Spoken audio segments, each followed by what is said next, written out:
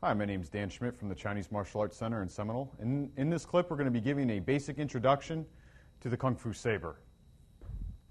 Okay, so basically, let's start with a little bit about the history.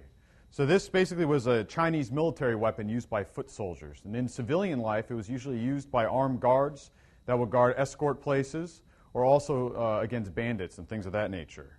So with the shape of the saber, okay, it starts thin and gets fatter towards the top. Okay, it gets very, very broad, hence the name. Usually it's called a broadsword. So usually it would be dull along here until you get about halfway up to the top.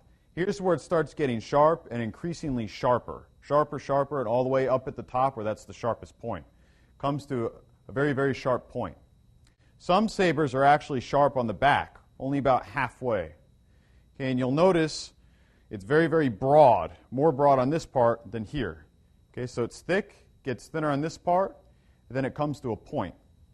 Okay, this is for basic cutting actions this way, so it's weighted properly.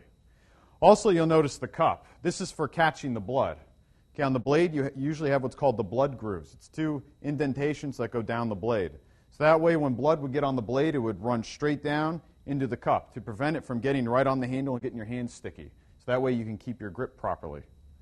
Also, you notice the end, the hilt. This was also used not just to hold flags or anything, but also for hitting, butting. You could thrust straight in, things of that nature, smashing down. Usually there would be two flags hanging from the end. You would use that. You could either tie it to your hand for better grip, or also you can wipe the blood off your hands. And that's a basic introduction to the Kung Fu Saber.